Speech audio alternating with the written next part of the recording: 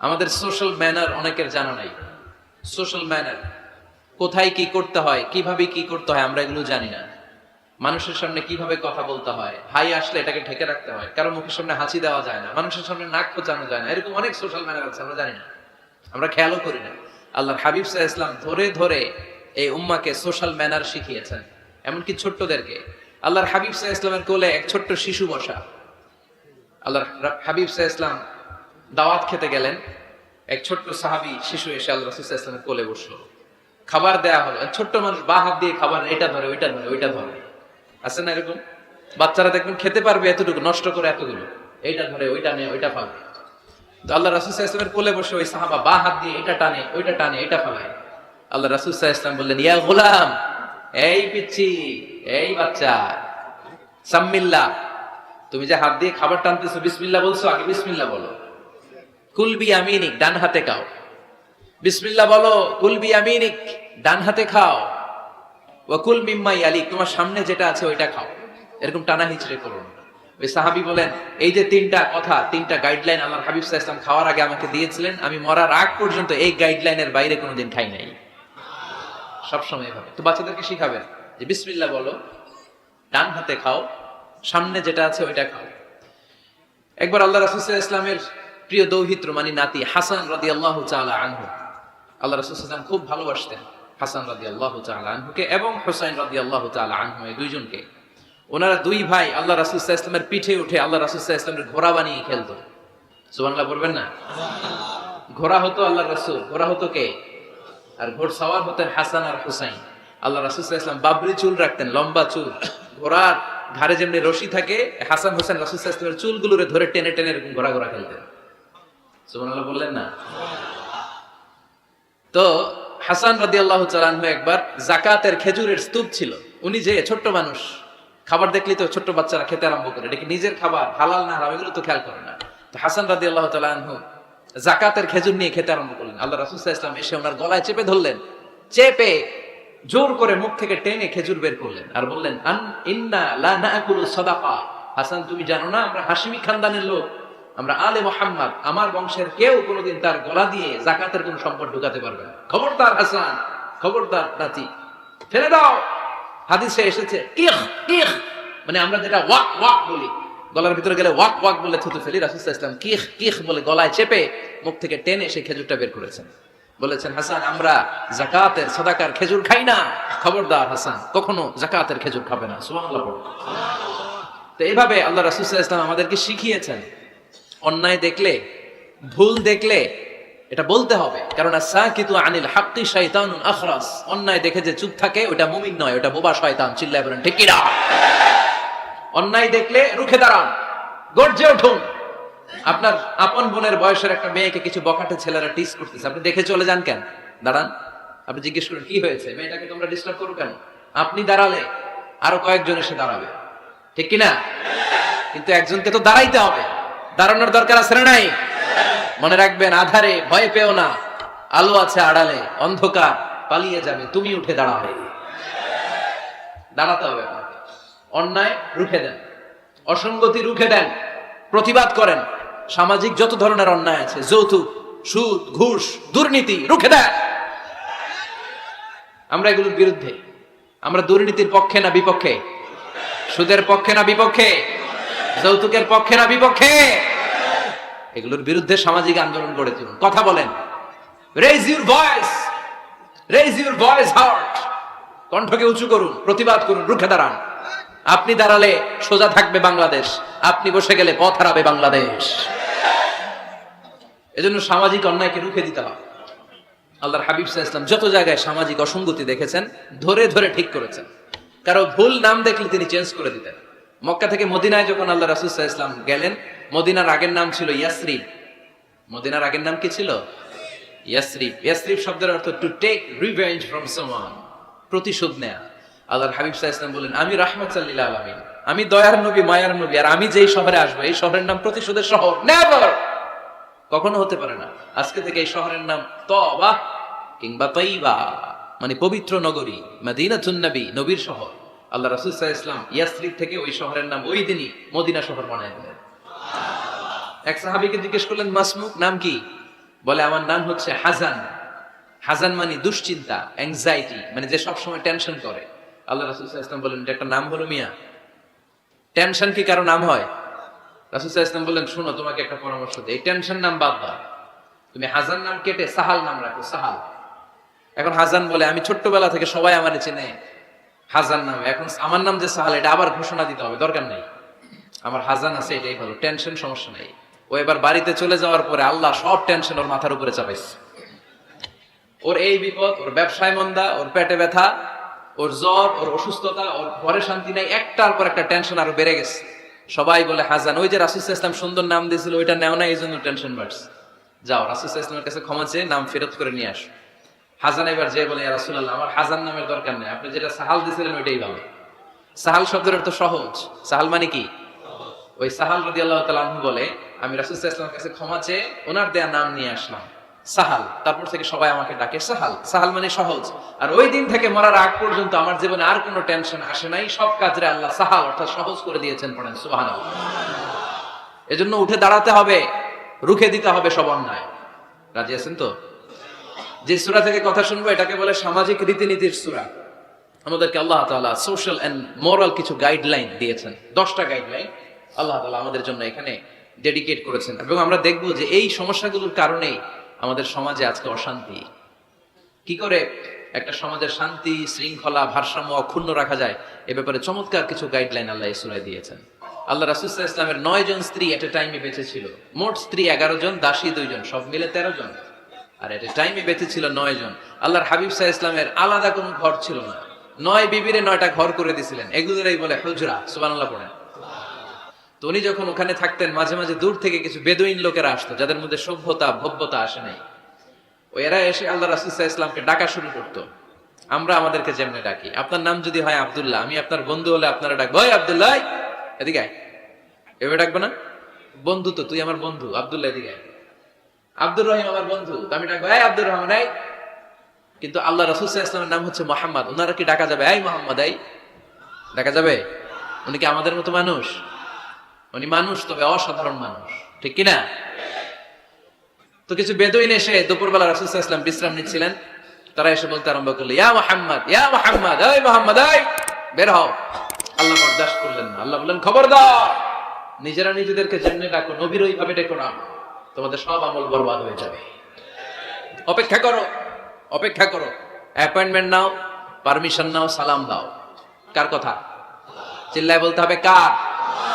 রব্বুল আলামিন বলেন, ইয়া আইয়ুহাল্লাযীনা আমানু লা তাদখুলু বুয়ুতান গায়রা বুয়ুতিকুম হাত্তা তাস্তানিসু ওয়া তুসাল্লিমু আলা আহলিহা যালিকুম খায়রুল লাকুম লাআল্লাকুম তাযাক্কারুন। পড়েন আল্লাহু আকবার।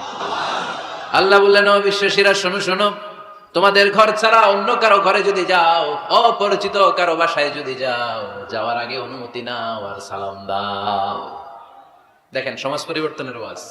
অনুমতি নিতে হবে, সালাম দিতে হবে, পারমিশন নিয়ে যাবেন, অ্যাপয়েন্টমেন্ট নিয়ে যাবেন। অনেকে এমপির বাসায় যেয়ে ভিড় করে, এমপি রে পায় না, রাগ দেখায়, আরে আসছি এমপি হয়েছে তো কি হয়েছে, পাওয়া যায় না সময় মতো। এমপিরও কাজ আসরা নাই, উনি তো আপনাদের জন্যই কাজ করেন, যে মিটিং গুলো করে আপনাদের জন্য, এই নির্বাচনী এলাকার জন্য করে, এগুলো বুঝতে হবে। অনেক ব্যস্ত মানুষ। হুজুরের বাসায় যে এই হুজুর নামে না, এখন এতক্ষণ ধরে বসে আছি, 2 কাপ চা দিয়ে বসায় রাখছে আমাদেরকে, এরকম অভিযোগ আছে না নাই? কিন্তু হুজুরও মানুষ, হুজুরের ঘুমানো লাগে, হুজুরের গোসল করা লাগে, হুজুরের বিশ্রাম লাগে, হুজুরের ফ্যামিলি আছে, হুজুরও অসুস্থ হয়, হুজুর রোবট না, ঠিক কিনা? এগুলো একটু বোঝার চেষ্টা করবেন, একটু আমলে নেবেন। এজন্য সুন্নাহ হচ্ছে কারোর সাথে দেখা করার আগে অনুমতি নিয়ে যাওয়া। মোবাইল থাকলে ভাই বিকেলে একটু আসতে চাই, উনি যদি বলে হ্যাঁ আসেন, যাবেন, তাহলে 1 নাম্বার সুন্নাহ অ্যাপয়েন্টমেন্ট নেওয়া। 2 নাম্বার সুন্নাহ যে সালাম দেওয়া, অনুমতি চাওয়া। কারো ঘরে হুট করে দরজায় ধাক্কা মেরে ঢোকা যাবে? আগে কি দিবেন? আওয়াজ করে বলেন, আগে কি দিবেন? সালাম। তারপর আপনার নাম বলবেন। কি বলবেন? আল্লাহর হাবিব সাল্লাল্লাহু আলাইহি ওয়াসাল্লাম ওনার ঘরে বসা, এক সাহাবী এসে দরজার মধ্যে কাড়া নাড়লেন। আল্লাহর হাবিব সাল্লাল্লাহু আলাইহি ওয়াসাল্লাম বললেন, মানদা, কে দরজায় কাড়া নাড়ে? সাহাবী বললেন, আনা, আমি। বিশ্বনবী বললেন, মান আনতা, তুমি কে? সাহাবী কয়, আনা আনা। আরে নবী, আমি আমি। রাসূল সাল্লাল্লাহু আলাইহি ওয়াসাল্লাম, কিসের আনা আনা? নাম বলো মিয়া। আনা আনা কান্নাহু কারিহা। রাসূল সাল্লাল্লাহু আলাইহি ওয়াসাল্লাম ওর কথাটাই রিপিট করলেন। রাসূল সাল্লাল্লাহু আলাইহি ওয়াসাল্লাম জিজ্ঞেস করলেন, কে? বলে আমি। আরে তুমি কে? সাহাবী বলে, হুজুর আমি। আল্লাহ রাসূল বলে, আমি। এটা কোনো নাম হইলো? নাম বলো। আল্লাহ রাসূল সাল্লাল্লাহু আলাইহি ওয়াসাল্লাম রেগে গিয়ে দুইবার বললেন, আমি। তা আমি বললেন না, আবার নামটা বলবেন। আমি কোনো নাম হইলো? তো সাহাবী বললেন আমি। রাসূল সাল্লাল্লাহু আলাইহি ওয়াসাল্লাম বললেন, না, আমি তোমার নাম না, তোমার নাম বলবে। তাহলে কারোর সাথে দেখা করতে গেলে প্রথম কাজ হচ্ছে অ্যাপয়েন্টমেন্ট নেওয়া, 2 নাম্বার অনুমতি চাওয়া, দরজায় নক করে সালাম দেওয়া, আর নাম বলা। রাজি আছেন? অনুমতি ছাড়া কারো ঘরে ঢুকবেন না। এটা কি আপনাদের মনে থাকবে? এক সাহাবী বললেন, ইয়া রাসূলুল্লাহ, ইয়া হাবিবাল্লাহ, আমার ঘরে কেউ নাই, শুধু আমি থাকি আর আমার আম্মা থাকে। আস্তাযিনু আলা উম্মি, আমার মায়ের ঘরে যেতেও কি আমার অনুমতি লাগবে নাকি? আল্লাহর হাবিব বললেন, তুহিব্বু আন তারাহা উরিয়ানা, তুমি কি চাও নাকি তোমার মাকে তুমি উলঙ্গ দেখবে? সাহাবী বললেন, না, কশিন কালেও আমার মারে আমি উলঙ্গ দেখতে চাই না। আল্লাহর হাবিব সাল্লাল্লাহু আলাইহি ওয়াসাল্লাম বললেন, ইদান ইস্তাযিন আলাইহা, তাহলে তোমার মার ঘরে ঢোকার আগেও অনুমতি নিয়ে ঢুকবা। মায়ের ঘরে ঢোকার আগে অনুমতি নিয়ে ঢুকবা। সাহাবী বলে, আনা খাদিমুহা, রাসূল সাল্লাল্লাহু আলাইহি ওয়াসাল্লাম, আমি ছাড়া ওনার কেউ নাই, আমি তো ওনার খেদমত করি, আমার মার ঘরে ঢোকার আগে অনুমতি নেওয়া লাগবে? আল্লাহ রাসূল সাল্লাল্লাহু আলাইহি ওয়াসাল্লাম বললেন, হ্যাঁ, তোমার মায়ের ঘরে ঢোকার আগে অনুমতি নেওয়া লাগবে। তাহলে মার ঘরে ঢোকার আগে যদি অনুমতি লাগে, বোনের ঘরে ঢোকার আগে তোর অনুমতির দরকার নেই? হ্যাঁ? ভাইয়ের ঘরে, ভাবির ঘরে ঢুকবেন? হ্যাঁ, অনুমতি নিয়ে ঢুকবেন না? খবরদার, কারো ঘরে ঢোকার আগে অনুমতি নিয়ে ঢুকবো আমরা। হুট করে আমরা অনেক সময় ঢুকে পড়ি। সে হয়তো বিশ্রাম নিচ্ছে, অল্প কাপড় পরে শোয়া, বা বিছানায় এমন ভাবে পড়ে আছে, ওই অবস্থায় সে কারোর সাথে দেখা করতে চাচ্ছে না। ওই অবস্থায় হুট করে ঢুকা যাবে? নক করেন, সালাম দেন, নাম বলেন, পারমিশন চান। এই সময়ের মধ্যে সে নিজেকে গুছিয়ে প্রিপেয়ার্ড হবে, আপনার সামনে আসার উপযোগী করে নেবে নিজেকে, ঠিক কিনা? দিস ইজ ইসলাম। আওয়াজ করে বলেন, দিস ইজ ইসলাম। এটাই ইসলাম। শুধু লম্বা দাড়ি রাখাই ইসলাম না, শুধু নামাজ পড়তে পড়তে কপালে দাগ ফেলানো ইসলাম না। কারো ঘরে ঢোকার আগে অনুমতি নিয়ে যাওয়ার নাম ইসলাম। কথা বুঝতে পেরেছেন? তাহলে কারো ঘরে ঢোকার আগে পারমিশন নিব, সালাম দিব। হুট করে আজ থেকে কারো ঘরে ঢুকবো না। ইনশাআল্লাহ পড়বেন না? রব্বুল আলামিন এই সূরাটা শুরু করলেন ঈমানদারদেরকে ডেকে। এই সূরার মধ্যে রব্বুল আলামিন 5 বার ঈমানদারদেরকে ডাক দিয়েছেন, আর একবার গোটা বিশ্বের সব মানুষদেরকে ডাক দিয়েছেন। পড়েন সুবহানাল্লাহ। আল্লাহ বললেন, ইয়া আইয়ুহাল্লাযীনা আমানু লা তুকদ্দিমু বাইনা ইয়াদাইল্লাহি ওয়া রাসূলিহি ওয়াত্তাকুল্লাহ ইন্নাল্লাহা সামিউন আলীম। আল্লাহ বললেন, অবিশ্বাসীরা শোনো, প্রথম গাইডলাইন, এই সমাজে যদি শান্তি চাও, সমাজটাকে যদি সুন্দর বানাতে চাও, আল্লাহ আল্লাহ রাসূলের বিধানের উপরে কোনো কথা বলো না। আল্লাহ আল্লাহ রাসূল যেই বিধান দিয়েছেন ওই বিধানটাই ফাইনাল। আল্লাহ আল্লাহ রাসূল যা বলছে ওইটা ফাইনাল না আমার যা মন চায় ওইটা ফাইনাল? কারটা ফাইনাল? আল্লাহ আল্লাহ রাসূলেরটা ফাইনাল। কোন বিশ্বাসী নারী, কোন বিশ্বাসী পুরুষ আল্লাহ আল্লাহর বিধান চলে আসার পরে মন গড়া কোনো কাজ করতে পারে নাকি? মুমিন নারী পুরুষ সব সময় ওই বিধান পালন করে যেই বিধানটা আমাদের জন্য ফরজ করেছে কে?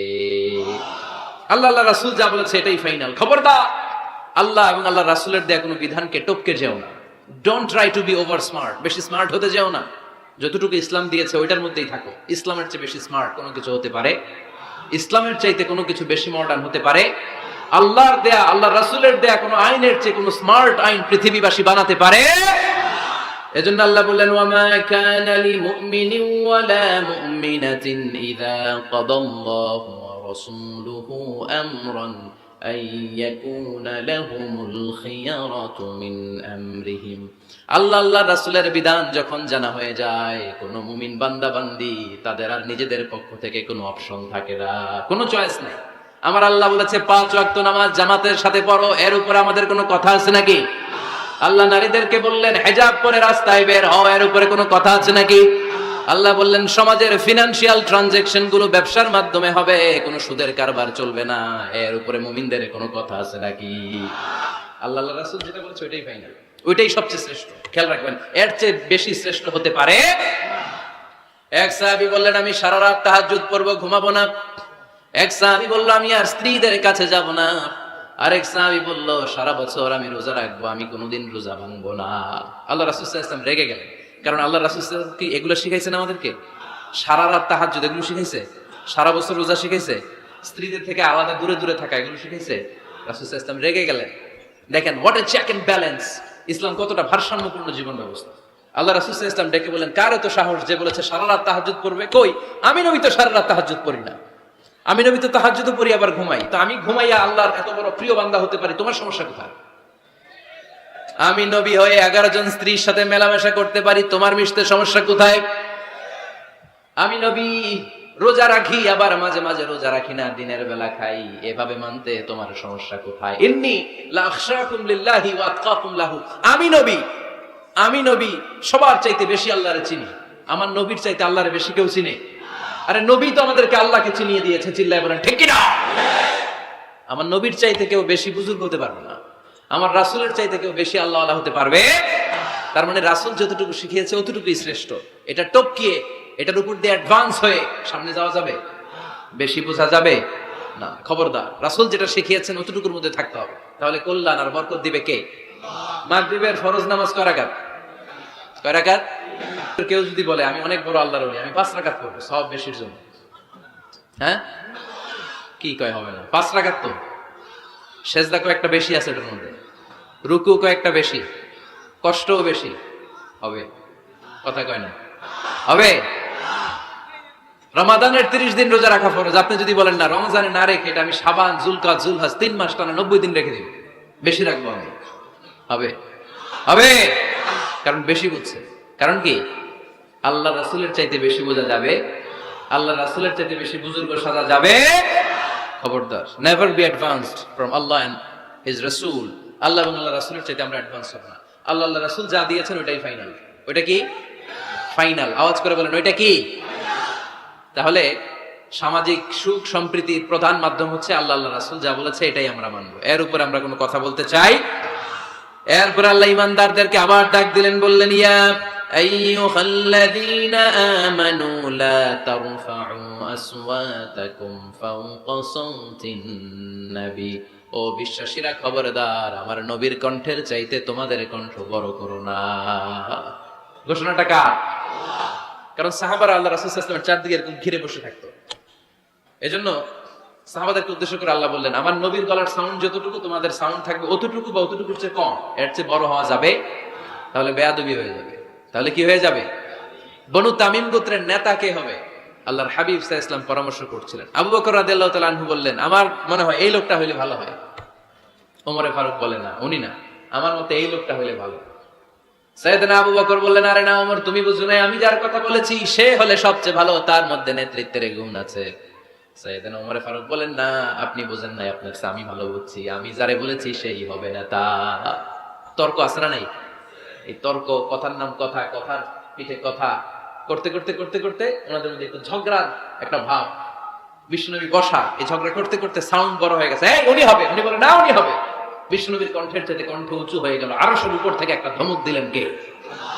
আল্লাহ বললেন খবরদার লা তারফাউ আসওয়াতাকুম ফাওকা সাওতিন নবী, নবীর কণ্ঠের চাইতে কণ্ঠ উঁচু করো না। ওয়ালা তাজহারু লাহু বিল কওলি কাজাহরি বা'দিকুম লিবা'দ আন তাহবাতা আমালুকুম ওয়া আনতুম লা তাশউরুন, নবীর কণ্ঠের চাইতে তোমাদের কণ্ঠ যদি উঁচু হয়ে যায় তোমাদের সব নেক আমলগুলো আমি আল্লাহ বাতিল করে দেব। ধমকটা ছোট না বড়? ছোট না বড়? মনোযোগ আছে আপনাদের? যদি নবীর কণ্ঠের চাইতে তোমাদের কণ্ঠ বড় হয়, জীবনে যত ইবাদত করছো সব বাতিল, নামাজগুলো বাতিল, কাজে আসবে না। হজ করছো বাতিল, রোজা রেখেছো বাতিল, সব বাতিল। বেয়াদবি করেছো নবীর সাথে, চিল্লায় বলেন ঠিক কিনা? নবীর কণ্ঠের চাইতে নিচু হতে হবে কণ্ঠ। এই আয়াত আসার পরে সাহাবারা তো এমন ভয় পেলেন, এবার নবীর কাছেই কেউ আসে না। সুবহানাল্লাহ কইবেন না? ভয়ে আসে না, ভয়ে না জানি আমার কণ্ঠ আবার নবীর কণ্ঠের চাইতে উঁচু হয়ে যায়। ওমরে ফারুক রাদিয়াল্লাহু তাআলা আনহু ডানে ঘুরে বায়ে ঘুরে কাছে আসে না, আবু বকর রাদিয়াল্লাহু তাআলা আনহু ডানে ঘুরে বায়ে ঘুরে কাছে আসে না। আল্লাহর হাবিব ওমরে ফারুককে ডাক দিলেন, এই ওমর সামনে আসো, এদিকে আসো। ওমরে ফারুক আসলেন, কিন্তু ওমরে ফারুক এত আস্তে আস্তে কথা বলেন, বিশ্বনবী ওমরে ফারুকের কথা কানে শুনে না। সুবহানাল্লাহ নাই? এত আস্তে আস্তে ওমরে ফারুক কথা বলেন, বিশ্বনবী শুনতে পান না। ওমর কি বললা একটু জোরে বলো না। ওমরে ফারুক একটু জোরে বললেন, তাও শুনেন না। বিশ্বনবী বললেন, আরেকটু সাউন্ড বড় করে বলো, আমি তো শুনি না, জোরে বলো। ভয়, কারণ কণ্ঠ যদি উঁচু হয়ে যায় আমার নবীর কণ্ঠের চাইতে জীবনের সব ইবাদত শেষ। এজন্য কথা কওয়ার দরকার নাই, ইবাদত গুলো ঠিকঠাক আওয়াজ করে পড়তে হবে, আল্লাহু আকবার। তাহলে 2 নাম্বার গাইডলাইন, লা তারফাউ আসওয়াতাকুম ফাওকা সাউতিন নবী, নবীর কণ্ঠের চাইতে কণ্ঠ উঁচু করো না। আপনারা হজ উমরা করেছেন কে কে দেখি? মাশাআল্লাহ, হাত নামান। যারা আমরা করি নাই, আমরা আল্লাহর কাছে কামনা করি, আল্লাহ আমাদেরকেও তুমি যাওয়ার তৌফিক দাও। আমরাও যেন আমার নবীর কবরের সামনে দাঁড়িয়ে নবীরে সালাম করতে পারি, তৌফিক দাও। আমরাও যেন রাউদাতুম মিন রিয়াদিল জান্নাহে ঢুকে 2 রাকাত নামাজ পড়তে পারি, তৌফিক দাও। তোমার ঘরটা যেন তাওয়াফ করতে পারি, তৌফিক দাও। মক্কা মদিনার ঐতিহাসিক জায়গাগুলো যেন দেখে হৃদয়টারে ঠান্ডা করতে পারি, আল্লাহ তৌফিক দাও। তো যারা গিয়েছেন তারা জানেন, মসজিদে নববীতে নামাজের পরে আপনারা যখন পূর্ব দিকে, প্রথম কাতারের পূর্ব দিকে সবাই লাইন ধরে যেতে যেতে প্রথমে বাম দিকে পরে রাউদাতুম মিন রিয়াদিল জান্নাহ, জান্নাতের বাগান সমূহ থেকে একটা বাগান। পুরো মসজিদে নববীর কার্পেটের এক কালার, ওই রাউদাতুম মিন রিয়াদিল জান্নাহর কার্পেটের আরেক কালার। আল্লাহ রাসূল সাল্লাল্লাহু আলাইহি ওয়াসাল্লামের ঘর আর মিম্বার এতটুকু জায়গাকে অন্য কালারের কার্পেট দেয়া হয়েছে। এটা দুনিয়ার মুখে জান্নাতের টুকরার মধ্যে থেকে একটা টুকরা। কোন সুবহানাল্লাহ। হাজিরা খুব ভিড় করে এখানে নামাজ পড়ার জন্য। এটা বাম দিকে পাবেন। এরপরে যেতে যেতে কিছু দূর যাওয়ার পরে বাঁ দিকে পাবেন বিশ্বনবী সাল্লাল্লাহু আলাইহি ওয়াসাল্লামের কবর, আল কবর আশ শরীফ। আমার নবী এখানে শুয়ে আছে। যেই নবীর কথা আজীবন ওয়াজে শুনলেন, যেই নবীর নামাজের তাশাহুদে বসে সালাতু সালাম পড়ে শোনান, যেই নবীর জন্য দেহের তাজা রক্ত আমরা বিলিয়ে দিতে রাজি, ওই নবীর কবরের সামনে যেয়ে যখন দাঁড়াবেন আর ভাববেন আমার আর নবীর থেকে ব্যবধান 5-6 হাত, এইখানে আমার নবী শুয়ে আছে, এইখানে আমি, আপনি কি ধৈর্য ধারণ করতে পারবেন? কথা বলেন, নিজেকে সামনে রাখতে পারবেন? আমার নবীর কোন উম্মত প্রথম যখন উমরা করতে যায়, হজ করতে যায়, নবীর কবরের সামনে দাঁড়িয়ে নিজেকে সামলে রাখতে পারে না, চিৎকার দিয়ে কান্না আসে, চোখ দিয়ে ধা ধা করে অশ্রু ঝরে। যেই নবীর ভালোবাসা আমার হৃদয়ের মধ্যখানে, আমার নবী নাকি শোয়া আছে এই জায়গায় আমার নবী শোয়া, সহ্য হয় না, বুক ফেটে চিৎকার আসে, কিন্তু চিৎকার দেয়া যায় না। কারণ যে আয়াতের তাফসীর আপনাদেরকে শোনাচ্ছি, এই আয়াতটা বিশ্বনবীর কবরের উপরে লেখা। লা তারফাউ আসওয়াতাকুম ফাওকা সাউতিন নবী, তুমি নবীর দরবারে এসেছো, এখানে বড় গলায় আওয়াজ করে কোনো কথা বলা যাবে না, চিল্লায় বলেন ঠিক কি না? এই আয়াতটা আজও লেখা নবীর কবরের উপর। লা তারফাউ আসওয়াতাকুম ফাওকা সাউতিন নবী, এটা নবীর দরবার, এখানে চিৎকার চেঁচামেচি করে দুরূদ পড়া যাবে না, লাফালাফি করা যাবে না, ভদ্রভাবে আন্তরিকতার সাথে বিনয়ের সাথে নবীরে সালাম দিতে হবে। সুবহানাল্লাহ পড়ুন। আল্লাহ রাসূল সাল্লাল্লাহু আলাইহি ওয়াসাল্লাম আমাদের থেকে বিদায় নিলেন, কিন্তু এই আয়াতের হুকুম আজও আছে না নাই? অনুরূপ ভাবে যারা আমাদের উস্তাজ, মা বাবা, আধ্যাত্মিক নেতা, ধর্মীয় গুরু, ইসলামী আন্দোলনের নেতা, তাদের সামনেও উচ্চবাচ্য করে আওয়াজ করা যাবে, তাদের সাথে ভদ্র ভাষায় কথা বলার দরকার আছে না নাই? তাহলে 2টা গাইডলাইন আমরা পেলাম। প্রথম গাইডলাইন হচ্ছে আল্লাহ রাসূল যা বলেছে এটাই ফাইনাল, এটাই কি? কথা বুঝে নাই? আল্লাহ রাসূল যা দিয়েছে সেটা কি ফাইনাল। আর 2 নাম্বার হচ্ছে নবীর কণ্ঠের চাইতে কণ্ঠ উঁচু করা যাবে যাবে না। 3 নম্বরে আল্লাহ মুমিনদেরকে আবার ডাক দিলেন, বললেন ইয়া আইয়ুহাল্লাযীনা আমানু ইন জাআকুম ফাসিকুম বিনাবাইন ফাতাবায়ানু, কেউ যদি তোমাদের কাছে কোনো সংবাদ নিয়ে আসে, সংবাদটা বিশ্বাস করার আগে যাচাই করে নাও। আদেশটা কার? জোরে বলেন। আমরা কিছু শুনলেই বিশ্বাস করি, এরকম আছে না নাই? যা শুনে তাই বিশ্বাস করে, এরকম করা যাবে? তো কি করবেন তাইলে? হ্যাঁ, কি করতে হবে? ঠিক না বেঠিক? হ্যাঁ, ঘটনাটা ঠিক না বেঠিক, এটা আমাদেরকে যাচাই করতে হবে। You have to justify the news. You have to verify the report. Whatever you found in social media or Facebook, don't share. Think twice before you share, man. Share করার আগে 2 বার ভাববেন যে শেয়ার করবো কি করবো না। একটা কিছু পাইলেই শেয়ার মেরে দেয়, সে দিচ্ছে শেয়ার, তার বন্ধু দেয় শেয়ার, পুরা ফেসবুকের মধ্যে মারামারি আছে না নাই? আসলে এরকম কিছু ঘটেই নাই, আছে না নাই? খবরদার, আমরা খুব খুব বেশি পছন্দ করি এই রুমর, গুজব ছড়ানোর জন্য বাংলাদেশের পৃথিবীতে 1 নাম্বার। আমাদের চেয়ে কেউ বেশি গুজব ছড়াতে পারে? আমরা কি গুজব মানবো? গুজব এটারে আজকে আমরা নো বলে দিব। নো, কি বলবেন? এত আস্তে গুজবকে আমরা কি বলবো? নো। গুজবে কান দিবেন না। প্রায় দেখবেন সোশ্যাল মিডিয়াতে অমুক নেতার গোপন ভিডিও ফাঁস। তো অমুক নেতার গোপন ভিডিও ফাঁস হয়েছে, আপনার কি সমস্যা? আপনার এত ভালো লাগে কেন? আপনার ভিডিও তো কয়দিন পরে ফাঁস হবে, তখন আপনি কি করবেন? এই সমস্ত আজে বাজে কাজে যাবেন না। অমুক নেতার কি ফাঁস হয়েছে, কি গোপন ভিডিও, কি স্ক্যান্ডাল, এগুলো নিয়ে কখনো মুমিনদের মাথা ব্যথা থাকতে পারে? মুমিন চাইলেই যে কোনো জিনিস শেয়ার দিতে পারে না। আপনি লা ইলাহা পড়েছেন, এই লা ইলাহা যেন তেন কোনো বাণী নয়। এই লা ইলাহার ঘোষণা দিয়ে যে মুমিন হয়, তার হাতগুলো আল্লাহর কাছে একেবারে সারেন্ডার, তার জিহ্বাটা সারেন্ডার, তার চোখগুলো সারেন্ডার, তার কানগুলো সারেন্ডার। সে চাইলেই মন যা চায় তা করতে পারে না, ঠিক কি না? আপনার কান দিয়ে যা শুনতে মন চায় শুনতে পারবেন? কেন পারেন না? কারণ আপনি মুমিন, ঠিক কি না? চোখ দিয়ে যা দেখতে মন চায় দেখা যায়। যেন কানে শুনি সদা তোমার কালাম, হে খোদা চোখে যেন দেখি শুধু কোরআনের আয়াত। শোনো আমার মুনাজাত, শোনো শোনো ইয়া ইলাহি আমার মুনাজাত, শোনো আমার মুনাজাত। পড়েন আমিন। তাহলে ফাতাবায়ানু, নিউজ একটা শুনলে আমরা শেয়ার দিব না ভাই, আমরা একটু চেক করব, ক্রস চেক, ডাবল চেক, নির্ভরযোগ্য তথ্যসূত্র তালাশ করব যে আসলে এই ঘটনাটা ঘটছে কিনা। 100% যখন আপনি confirm, then you may share in Facebook, that's not a big deal. দেন শেয়ার দেন, জনসচেতনতার জন্য শেয়ার দেন, সমস্যা নেই। কিন্তু না জেনে শেয়ার দেওয়া যাবে? কথা বলেন। আল্লাহ রাসূল সাল্লাল্লাহু আলাইহি ওয়াসাল্লামের জীবনে এরকম একটা ঘটনা ঘটেছিল। হারিস বিন মিরার রাদিয়াল্লাহু তাআলা আনহু বনুল মুস্তালিকের যুদ্ধে জেতার পরে হারিস বিন মিরারকে বিশ্বনবী দায়িত্ব দিলেন যে হারিস বিন মিরার, তুমি এই এলাকার নেতা, কি করতে হবে আমাদের? বিশ্বনবী বললেন, নামাজ পড়বা, রমাদানের রোজা রাখবা, যাকাত আদায় করবা। মিরার বলে, তাহলে যাকাত নেন? বিশ্বনবী বললেন, না, 1 বছর পূর্ণ হওয়ার পরে যাকাত দিতে হয়। যাকাত কয় বছর পর পর? যাকাত প্রতিদিন দেয়া লাগে। হালানিল হাউল, 1 বছর যখন হবে আমি আমার সাহাবী পাঠাবো মদিনা থেকে, তখন দিয়ে দিও। বিশ্বনবী চলে গেলেন, 1 বছর পরে এক সাহাবীকে রেডি করলেন, যাকাতের সম্পদ নিয়ে আসো বনুল মুস্তালিকের পক্ষ থেকে। ওই সাহাবীর নাম হচ্ছে ওয়ালিদ ইবনে উকবা। বিশ্বনবী ডেকে বললেন, ওয়ালিদ যাও, 1 বছর সময় অতিক্রান্ত হয়েছে, বনুল মুস্তালিকের লোকদের যত যাকাতের সম্পদ জমা হয়েছে নিয়ে আসো। সাইয়েদনা ওয়ালিদ ইবনে উকবা যখন সম্পদ আনার জন্য বের হলেন, ওইদিকে বনুল মুস্তালিকের লোকেরা শুনতে পেল বিশ্বনবীর পাঠানো সাহাবী উনাদের এলাকায় শুভাগমন করবে। ওই সাহাবীকে লাল গাড়িচার সংবর্ধনা দেওয়ার জন্য সেনাবাহিনী সহ পুরো এলাকা থেকে সব সৈন্যবাহিনী সহ তারা মরুভূমির মধ্যে এসে দাঁড়িয়ে রয়েছে। সুবহানাল্লাহ পড়ে। নবীর সাহাবীর আগমন হবে, নবীর সাহাবীর শুভাগমন। উনি এসে আমাদের এলাকার যাকাতের টাকা কালেকশন করে নিয়ে যাবে, ওনাকে সংবর্ধনা দিব, বের হও। তলোয়ার নিয়ে, ঘোড়া নিয়ে, গার্ড দিয়ে আমরা দাঁড়িয়ে থাকি। তো মরুভূমিতে সবাই দাঁড়ায় আছে।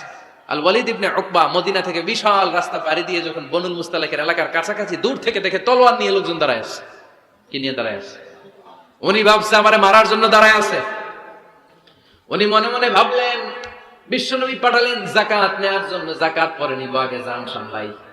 কারণ এলাকার লোকেরা সব তলোয়ার নিয়ে সেনাবাহিনী সহ দাঁড়ানো। আসলে কথাটা কি ঠিক? মারার জন্য দাঁড়ায় আছে? কি জন্য? সম্মান দেওয়ার জন্য, ওয়েলকামিং রিসেপশন দেওয়ার জন্য। উনি ভাবলেন আমারে কচু কাটা করবো, এক কাজ করি, ওদিকে না যে অ্যাবাউট টার্ন, উল্টা ঘুরি। যেই চিন্তা ওই কাজ। সাহাবী আল ওয়ালিদ ইবনে উকবা উল্টা ঘুরে গেলেন, মন্দ ধারণা নিয়ে ফিরে যেয়ে বিশ্বনবীরে বললেন, নবী আপনি আমার মায়ের খাওয়ার জন্য পাঠাইছিলেন, যাকাত আনার জন্য পাঠিয়েছেন, কিন্তু তারা যাকাত তো দিবেই না, আমারে হত্যার জন্য তলোয়ার নিয়ে দাঁড়িয়েছিল গো নবী। কথা কি সত্য? উনি ভুল বুঝতে পারছেন, উনি ভুল বুঝেছেন। না বুঝে ভুল কথায় বিশ্বনবীর কাছে প্রচার করে দেন। আল্লাহর হাবিব সাল্লাল্লাহু আলাইহি ওয়াসাল্লাম সহজ সরল মনা নবী, সাহাবী তো আর মিথ্যা বলবেন না। বিশ্বনবী বিশ্বাস করলেন, বিশ্বাস করে খালিদ ইবনে ওয়ালিদের নেতৃত্বে 1000 সৈন্যের অভিযান পাঠালেন। বললেন, যাও, যে দেখো ঘটনা কি, ঘটনা সত্য হলে অভিযান চালাও। আল্লাহ বলেন, নবী অভিযান পরে চালায়, একটু থামেন। ফাতাবায়ানু ইন জাআকুম ফাসিকুম বিনাবাইন ফাতাবায়ানু, নবী ওয়ালিদ এসে আপনার কাছে দেই তথ্য প্রচার করেছে, তথ্যটা সঠিক নয়, আগে যাচাই করেন, তারপরে অ্যাকশনে যান। ঠিক কি না? আমরা ডাইরেক্ট অ্যাকশন মারি। আমরা কি করি? Action, action, direct action. সত্য না মিথ্যা ধার ধারি না। আল্লাহ বললেন, নবী অভিযান চালাবেন না। ওয়ালিদ যেই কথা আপনারে বলেছে এই কথাটা সত্য নয়। আন তুসিবু কওমান বিজাহালাতিন ফাতুসবিহু আলা মা ফাআলতুম নাদিবিন। আপনি যদি ওই মুসলমানদের এলাকায় না জেনে অভিযান পাঠান, এই অভিযানে যদি কেউ মারা যায়, প্রত্যেকটা মৃত্যুর দায়ভার কিন্তু আপনার কাঁধেই বর্তাবে গো নবী। ঠিক কি না? এই যে আপনি চেক না করে জাস্টিফাই না করে, নিশ্চিত না হয়ে, ওয়ালিদের কথায় বিশ্বাস করে বনুল মুস্তালিককে অ্যাটাক করার জন্য 1000 সৈন্যবাহিনী পাঠালেন। ওরা যদি আক্রমণ করতো, কেউ যদি মারা যেত, এই দায়ভার কার? আমার নবী, ঠিক কিনা? নবীকে শিখানোর মাধ্যমে আল্লাহ তাআলা গোটা উম্মাহকে শিখাই দিলেন, ইন জাআকুম ফাসিকুম বিনাবাইন ফাতাবায়ানু। কেউ যদি খবর নিয়ে আসে, শুনেই বিশ্বাস করো না, আগে যাচাই করো, আগে চেক করো, তারপরে বিশ্বাস করো না, ঠিক কিনা? তাহলে এখন থেকে একটা কিছু শুনলে বিশ্বাস করবেন। 4 নম্বরে আল্লাহ বললেন, লা ইয়াসখার কওমুন মিন কওম। কেউ কাউরে ঠাট্টা করবো না আমরা, অবজ্ঞার সুরে কোনোদিন কাউরে কোনো কথা বলবো না। রাজি আছেন? সবাই রাজি? এরপরে 5 নম্বরে আল্লাহ বললেন, ওয়ালা তালমিজু আনফুসাকুম। খবরদার, তোমরা অন্যের দোষ খুঁজো না, দোষ খুঁজবা নিজেদের। কিন্তু সমাজে আমরা অন্যের দোষ খুঁজি কি খুঁজি না? 5 নাম্বার, ওয়ালা তালমিজু আনফুসাকুম, নেভার ডিসফেম ইচ আদার। একে অপরের দোষ খুঁজো না। আমাদের সমাজে কিছু লোক আছে, নিজের দোষ দেখে না, খালি অন্যের দোষ দেখে। আছে না নাই? চায়ের দোকানে বসে বসে দেখবেন, বলবে এই বাড়িতে এই সমস্যা, ওই বাড়িতে ওই সমস্যা, ওই বাড়িতে মারামারি, ওই বাড়িতে কাটাকাটি। তোর বাড়িতে কি সমস্যা ওইটা বল, তোমার বাড়িতে কি সমস্যা ওইটা বলো মিয়া। আছে না এরকম? এই হুজুর ভালো না, এই সমস্যা, ওই হুজুরও ভালো না, এই হুজুরও খারাপ, এই হুজুরের এই সমস্যা। তুমি হুজুরের কি সমস্যা? তুমি হুজুরের কি সমস্যা আগে জাতির কাছে ওইটা বলো। আগে নিজে ভালো হও, নিজে ভালো তো জগৎ ভালো। যেন খবরদার অন্যের দোষ খুঁজবেন না, এটা খুব বাজে একটা স্বভাব, খালি অন্যের দোষ খুঁজে। যে নিজে নিজের দোষ খুঁজতে পারে, যে নিজে নিজের সমালোচনা করতে পারে, সে সবচেয়ে বুদ্ধিমান। কারণ অন্যে কি করছে এই ব্যাপারে আপনাকে ধরবে আল্লাহ। কথা বলেন না কেন? আল্লাহ আপনাকে ধরবে, আপনার কি সমস্যা, আপনি কি করলেন, শুধু ওই ব্যাপারেই আপনি জিজ্ঞাসিত হবেন। এজন্য আল্লাহ বললেন, তাদের উপর আমার লানত, তাদের উপর ধ্বংস, যারা প্রকাশ্যে অপ্রকাশ্যে অন্যদের দোষ খুঁজে বেড়ায়, দোষ বলে বেড়ায়। এরকম আছে না নাই? আল্লাহ লানত দিয়ে বললেন, ওয়াইলুল লিকুল্লি হুমাযাতিল লুমাযা। গোপনেও দোষ খুঁজে প্রকাশ্যেও দোষ বলে, তাদের উপর আল্লাহ লানত। হুমাযাতিল লুমাযা, এই লুমাযা শব্দ থেকে আল্লাহ এনেছেন ওয়ালা তালমিজু আনফুসাকুম। একে অপরের দোষ খোঁজো না, নিজের দোষ খোঁজো, সেই সবচেয়ে বুদ্ধিমান। তাহলে আমরা আত্মসমালোচনা করব। কি করব? খেয়াল রাখবেন, সবচেয়ে খারাপ হচ্ছে সমালোচনা। সবচেয়ে খারাপ কি? তারপর কিছুটা ভালো যেটা, সেটা হচ্ছে আলোচনা। সেটা কি? আলোচনা। সবচেয়ে ভালো হচ্ছে আত্মসমালোচনা। সবচেয়ে ভালো কি? তাহলে 3টা বললাম। এক হচ্ছে সমালোচনা, আমরা করব না, আমরা করব আলোচনা। আর সবচেয়ে বেশি করব আত্মসমালোচনা, সেলফ ক্রিটিসিজম। রাতে ঘুমানোর আগে একটু ভাববেন, কি কি ভুল করলাম, কাকে কাকে কষ্ট দিলাম, কি কি অন্যায় আজকে আমার দ্বারা হলো, কালকের দিনটা যেন আমার আজকের দিনের চেয়ে ভালো হয়। নিজের সাথে নিজের এরকম বোঝাপড়ার দরকার আছে না নাই? আমরা যেন আত্মসমালোচনা করি ফরিদপুরের ভাইয়েরা, অন্যের দোষ যেন না খুঁজি। Small people talk about people. যারা নিচু মনের মানুষ, এরা শুধু মানুষের দোষ খুঁজে বেড়ায়, মানুষ নিয়ে কথা কয়, এই মানুষ, এই মানুষের সমস্যা, এই সমস্যা। Average people talk about things and story and the incidents. যারা মাঝারি মনের মানুষ, তারা বিভিন্ন ঘটনা নিয়ে কথা বলে, বিভিন্ন বিষয় নিয়ে কথা বলে। আর গ্রেট পিপল, তারা মহামানুষ, দে টক অ্যাবাউট আইডিয়াস। তারা নতুন নতুন আইডিয়া নিয়ে কথা বলে। এই আইডিয়া সমাজে অ্যাপ্লাই করলে, ইমপ্লিমেন্ট করলে সমাজটা বদলে যাবে। এই আইডিয়া এখানে সেট করলে এখানে কল্যাণ হবে। বড় মনের মানুষরা আইডিয়া নিয়ে কথা বলে। এখন দ্য ডিসিশন ইজ ইয়োর্স, সিদ্ধান্ত আপনার। আপনি কি ছোট মনের মানুষ হবেন না বড় মনের মানুষ হবেন? অন্যরে নিয়ে আমার কোনো টেনশনের দরকার নেই। আমি জান্নাতি না জাহান্নামী, এই টেনশনে তো ঘুম আসে না আমার। আমার কি অবস্থা হবে আমি জানি না। আমি আরেকজনের দোষ খুঁজি, আমি আরেকজনের বদনাম বলি, আমি আরেকজনের পিছু লেগে থাকি। খবরদার, বিশ্বাসী বলে যারা দাবি করে, তারা কখনো অন্যের পিছু লাগতে পারে। খেয়াল রাখবেন, কেউ যদি পিছু লেগে থাকে, ও আজীবন পিছেই থাকবে। পিছু লাগা মানে কি? ও সামনে না আমি সামনে? কথা বুঝে নাই বোধহয়। কেউ যদি আমার পিছু লাগে, ও সামনে না আমি সামনে? আমি সামনেই থাকবো, ও পিছনেই থাকবে। কথা বুঝতে পেরেছে? খবরদার, পিছু লাগবো না কারো। কারণ কারো পিছু লাগলে আমি পিছনে পড়ে যাবো। কারো দোষ খুঁজবো না, নিজের দোষ খুঁজবো। আমার কি সমস্যা, আমার কি ইমপ্রুভ করা দরকার, আমার কি ডেভেলপ করা দরকার, আমি নিজেকে কিভাবে সাজাতে পারি, এই নিয়ে থাকবে আমার টেনশন। আল্লাহর দেয়া আমাদের জন্য সবচেয়ে বড় উপহার হচ্ছে সময়। আল্লাহ আপনারা এত কিছু দিয়েছে, এর মধ্যে সবচেয়ে দামি কোন জিনিসটা দিয়েছে জানেন? সময়। কি দিয়েছেন? আমাদের জীবনের এই সবচেয়ে দামি জিনিসটা, এই সময়টা আমরা অন্যের পিছনে লাগাই দিই। অন্যের দোষ খুঁজতে খুঁজতে অন্যের এই সময়টা দিয়ে দিই, নিজের সময় নিজের কাজে লাগাতে পারি না, তাই না? এজন্য আমরা যেন অন্যের দোষ না খুঁজি, নিজের দোষ খুঁজি। ওয়ালা তালমিজু আনফুসাকুম, একে অপরের দোষ খুঁজো না। আদেশটা কার? আওয়াজ করে বলতে হবে, আদেশটা কার? এরপরে রব্বুল আলামিন বললেন, ওয়ালা তানাবাজু বিল আলকাব, খবরদার খবরদার, কাউরে মন্দ নামে ডেকো না। প্রত্যেককে যে নামে ডাকলে সে খুশি হয় তাকে ওই নামে ডাকো। কোনো মন্দ নামে কখনো কাউরে ডাকা যাবে না। মন্দ নামে ডাকা যাবে? সম্মানিত ভাইরা, কাউরে মন্দ নামে ডাকবেন? তার যেই নাম ওই নামে ডাকবেন। যে নামে সে নিজেকে ডাকলে পছন্দ করে তাকে ওই নামে ডাকবেন। মন্দ নামে কাউরে ডাকা যাবে না। এটা কবিরা গুনাহ। এটা কি গুনাহ? কবিরা গুনাহ। কারণ প্রত্যেকের নামটা প্রত্যেকের কাছে খুব প্রিয়, খুব আপন, খুব যত্নের, তাই না? ভাই আপনার নাম কি? উজ্জ্বল হোসেন। উজ্জ্বল নামে আরো মানুষ এই গ্রামে আছে না নাই? আপনার কাছে মনে হতে পারে উজ্জ্বল নামটা তো খুব স্বাভাবিক একটা নাম। উজ্জ্বল, কত উজ্জ্বল আছে এলাকায়। আপনার কাছে এরকমই লাগে, কত উজ্জ্বল, কিন্তু ওনার কাছে উজ্জ্বল নামটা এরকম না। ওনার কাছে উজ্জ্বল নামটা স্পেশাল। উজ্জ্বল নামটা কি? স্পেশাল। কারণ এই নামে তাকে সবাই ডাকে। এই নামটা তার কাছে খুব আদরের, খুব যত্নের। হুজুর আপনার নাম কি? সুলাইমান ফারুকী। আপনার কাছে মনে হতে পারে আরে কত সুলাইমান তো জীবনে দেখছি। কত সুলাইমান আছে বাংলাদেশে? 10,000 সুলাইমান আছে না নাই? আছে। তো আপনার কাছে এরকম মনে হয়, কিন্তু ভাইজানের কাছে কি এরকম মনে হয়? ভাইজানের কাছে সুলাইমানটা খুব দরদের, খুব প্রিয়, খুব আদরের। কারণ এই নামে ভাইজানকে সবাই চিনে, ঠিক কিনা? আমার নাম মিজান। আপনার কাছে মনে হতে পারে আরে এই নামের কত লোক আছে বাংলাদেশ, আছে না? আমার কাছে এই নামটা খুব দরদের। কারণ আমারে মিজান বললে আমি বলি কি, আরেকজনে ডাকলে আমি তাকাই, ঠিক কিনা? ভাবছি আমারে ডাকছে।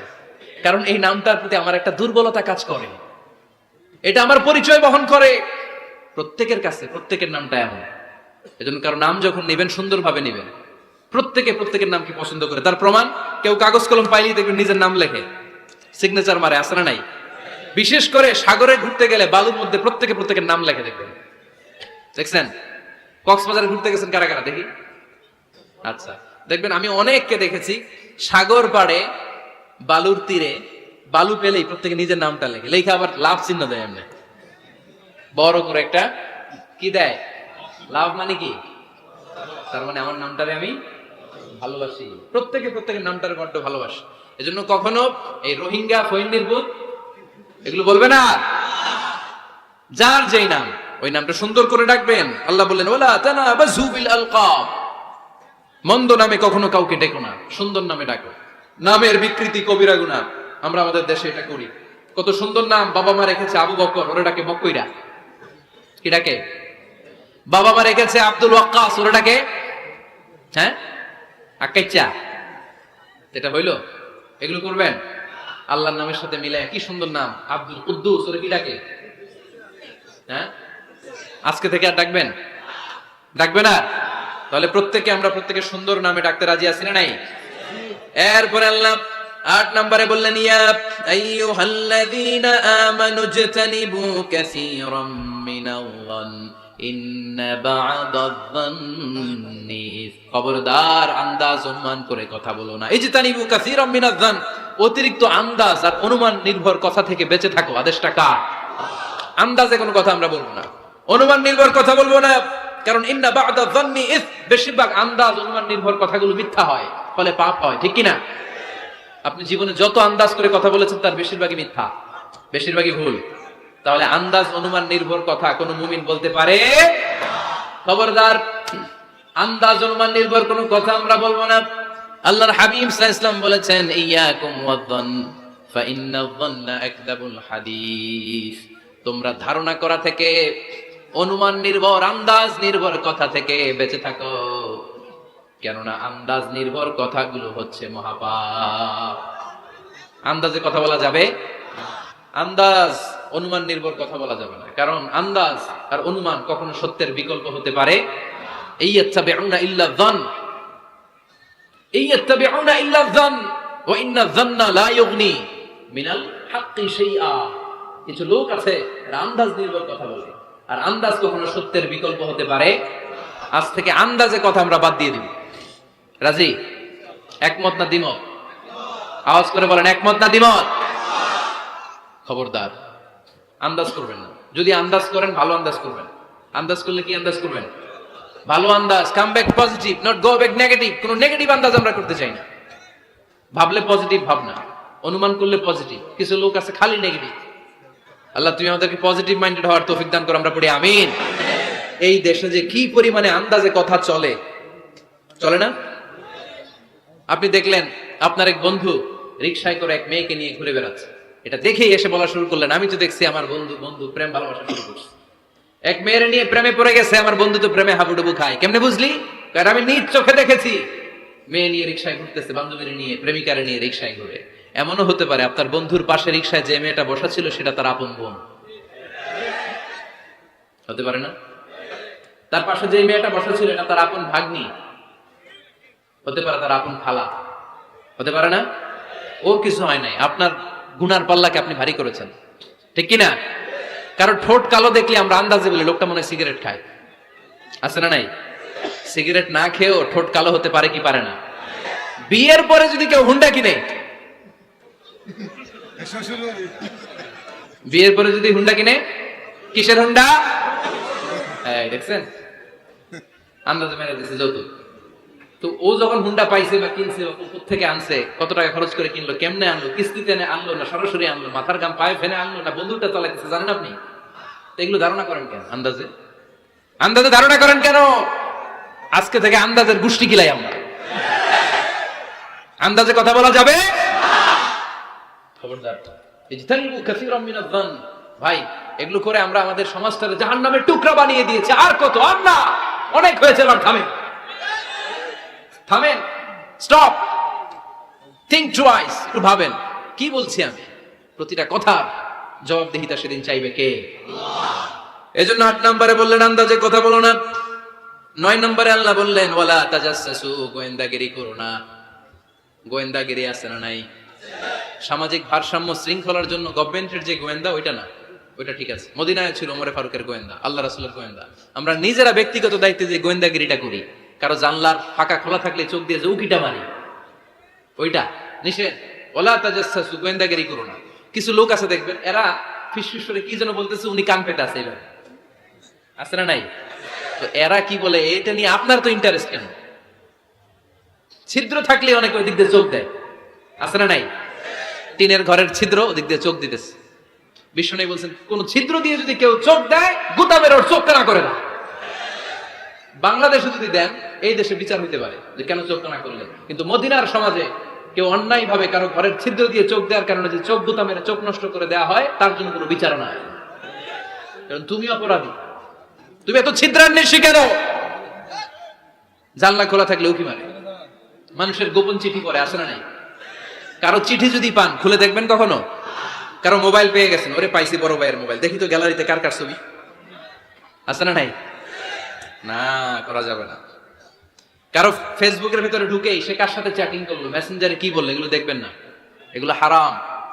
তার ইনবক্স চেক করবেন না, কারো গোপন চিঠি দেখবেন না, কারো বেশি ব্যক্তিগত ব্যাপারে প্রশ্ন করবেন না। করা যাবে? অনেকে আছে খালি ব্যক্তিগত প্রাইভেট ম্যাটারে নাক গলায়। ভাই, বাড়ি কই, কি চাকরি করে, সরকারি, বেতন কত, ভাবি কি করে, আপনার ভাবিও চাকরি করে, ভাবির বেতন কত, ভাবির বেতন কত, এটা দিয়ে তোমার কি লাভ, ঠিক কিনা? ইত্যাদি ইত্যাদি ইত্যাদি। প্রাইভেট ম্যাটার, ফ্যামিলি ম্যাটার নিয়ে আমাদের আগ্রহ।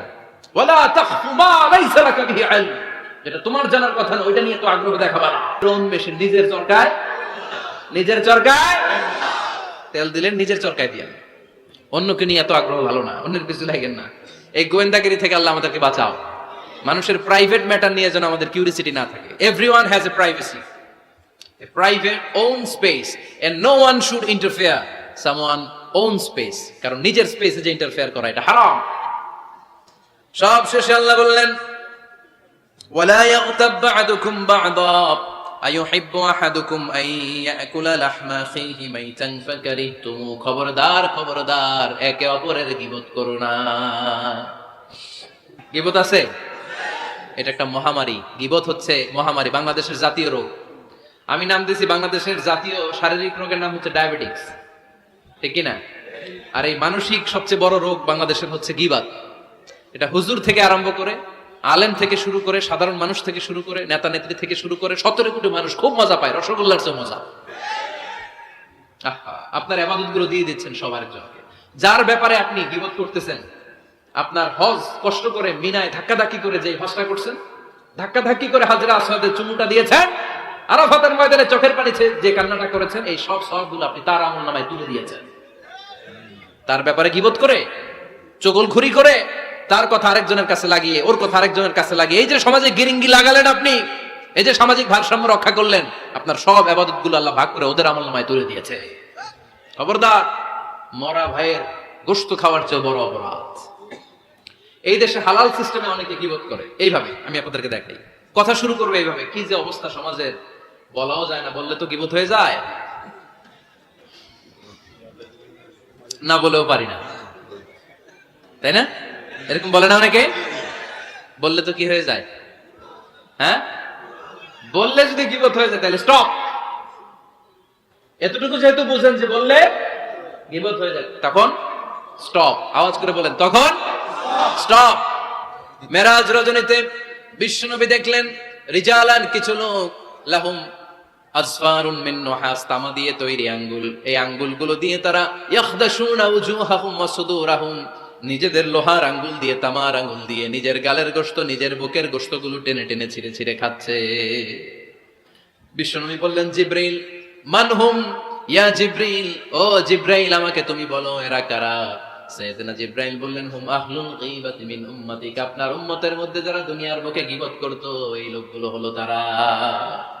চায়ের দোকানে এগুলো খুব চলে, এর কথা ওর কানে, ওর কথা এর কানের কোটে গিরিঙ্গি লাগায়, আছে না নাই? এগুলো করবেন। গীবত কাকে বলে? যিকরুকা আখাকা বিমা ইয়াকরাহ, সহিহ হাদিস।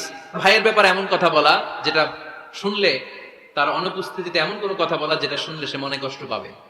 বলবেন এগুলা? না। স্পেসিফিক কিছু কাজে বলতে পারেন, যেমন সমাজে কেউ দুর্নীতি করতেছে, খুব খারাপ কাজ করতেছে, সমাজটাকে শেষ করে দিচ্ছে, তার বিরুদ্ধে জনমত তৈরি করার জন্য বলতে পারেন। আপনি দেখলেন আপনার বন্ধুর ছেলে গাছের চিপায় লুকায় লুকায় সিগারেট খায়, আপনি আপনার বন্ধুকে যে বলতে পারেন, তোমার ছেলের এই দশা, তোমার মেয়ের এই দশা, এগুলো তো গীবত হবে না। কিন্তু কারো ব্যাপারে কারো কান ভারী করার জন্য উল্টাপাল্টা কথা বলা যাবে না। খবরদার। তাহলে গীবতকেও আমরা কি বলে দিলাম? এই 4-5 জন নো বলতে হবে, নো। গীবতকে আমরা কি বলবো? চগলখড়িকে কি বলবো? এগুলোর সাথে মুসলমানদের কোনো সম্পর্ক আছে? 5 বার মুমিনদেরকে ডাক দিয়ে সব শেষে আল্লাহ গোটা বিশ্বের সবাইকে ডাক দিয়ে বললেন, ইয়া আইয়ুহান নাসু ইন্না খালাকনাকুম মিন যাকারিন ওয়া উনসা ওয়া জাআলনাকুম শুউবান ওয়া ক্বাবাইলা লিতাআরাফু ইন্না আকরামাকুম ইনদাল্লাহি আতকাকুম। পড়েন আল্লাহু আকবার। আল্লাহ বললেন, ও দুনিয়ার মানুষেরা শোনো শোনো, এতক্ষণ আমাদেরকে ডাক দিতেছিলেন, এতক্ষণ মুমিনদেরকে ডেকে ডেকে আল্লাহ বলছিলেন, ও বিশ্বাসীরা শোনো শোনো। এতে আল্লাহ ডেকে বললেন, ও গোটা দুনিয়ার মানবকুল শোনো শোনো, তোমাদের সবাইকে আমি এক নারী এক পুরুষ থেকে তৈরি করেছি। কয়জন নারী, কয়জন পুরুষ? ওই পুরুষটার নাম, নারীটার নাম। তাহলে আমাদের গোড়া এক, এই মানব সভ্যতার গোড়া একটা, শিকড় এক জায়গায়, ঠিক কিনা? সেই হিসাবে কোনো না কোনো ভাবে আমরা কেউ না কারো আত্মীয়, কোনো না কোনো ভাবে কেউ না কারো ভাই, ঠিক কিনা? যদি আপনি হিন্দু হন তারপরও আমার ভাই, কারণ আপনার বাবার নাম, হিন্দুর বাবার নাম আদম, খ্রিস্টানের বাবার নাম, নাস্তিকের বাবার নাম, আমরা যারা মুমিন আমাদের বাবার নাম, সবার বাবা এক, সবার বাবা এক, সবার মা এক, কোনো বিভেদ নাই। বিভেদের দেয়াল আমরা গেঁথেছি, বিভেদের প্রাচীর আমরা তৈরি করেছি, আমরা বানিয়েছি ধনী গরিব এটা 2 দল, এটা আল্লাহ বানাইছে। আমরা বানিয়েছি সাদা কালো 2 দল, শ্বেতাঙ্গ কৃষ্ণাঙ্গ 2 দল। আমরা বানিয়েছি আরব অনারব, আমরা বানিয়েছি পয়সাওয়ালা গরিব। আল্লাহর কাছে কোনো পার্থক্য আছে?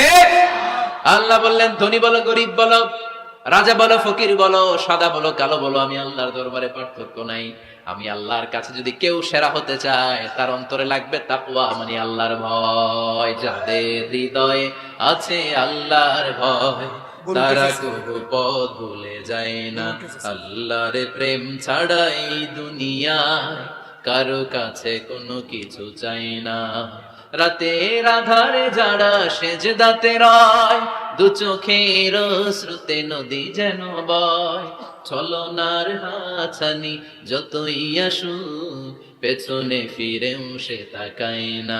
যাদের হৃদয়ে আছে আল্লাহর ভয়, তারা কবু পথ ভুলে যায় না, ঠিক কি না? এজন্য আল্লাহর ভয়, তাকওয়া, আল্লাহর ভয় যদি অন্তরে থাকে, সেই আল্লাহর কাছে সেরা। এছাড়া আল্লাহর কাছে কারো কোনো আলাদা মাতব্বরি নাই, ঠিক কিনা? তার প্রমাণ আমরা যখন নামাজে দাঁড়াই, এলাকার সবচেয়ে ধনীটাও দাঁড়ায়, তার পাশে রিকশাওয়ালাও দাঁড়ায়। আমরা যখন নামাজে দাঁড়াই, মালয়েশিয়াতে মাহাথির মোহাম্মদ যখন দাঁড়ায়, তার পাশে আমিও দাঁড়াই। আমরা যখন নামাজে দাঁড়াই, প্রেসিডেন্ট যখন দাঁড়ায়, তার পাশে কুলিওয়ালা, ঠেলাওয়ালা, রিকশাওয়ালাও দাঁড়ায়। আমরা যখন নামাজের কাতারে দাঁড়াই, ধবধবে সাদা লোকটা যেমনি দাঁড়ায়, কুৎসিত কালো লোকটাও আমার ভাই, আমার পাশে আল্লাহর জন্য নামাজে দাঁড়ায়। এর জন্য কোনো পার্থক্য নাই, পার্থক্য আমরা বানিয়েছি। আমাদের কোরআন কয়টা? প্রভু কয়জন? তাহলে পার্থক্য করেন কেন? আমাদের নবী কয়জন? কাবা কয়টা? তাহলে পার্থক্য করলেন কেন?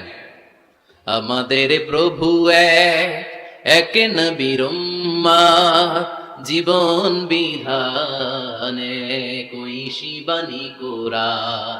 তবে কেন এক নও হে মুসলমান, এক হও করি আহ্বান। এই আহ্বানের সাথে সবাই একমত?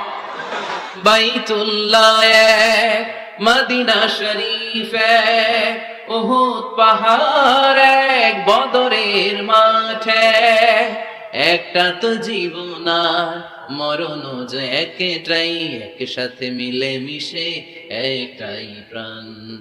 তবে কেন এক নও হে মুসলমান, এক হও করি আহ্বান, ঠিক কিনা? আমরা এক হতে চাই, আমরা বিচ্ছিন্ন থাকতে চাই না, কাদা ছোড়াছুরি করতে চাই না, আমরা মিলে যেতে চাই। মিলতে চান? মিলতে চান?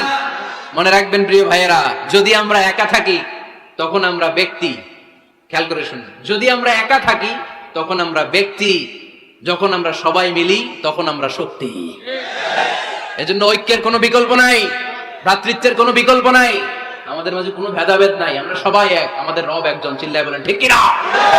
এজন্য এই বিভেদের দেয়াল, বিভেদের প্রাচীরকে ভেঙে গুড়িয়ে দেন, ঐক্যের পথে যেন আমরা হাঁটি, আমরা যেন কাদা ছোড়াছুরি না করি।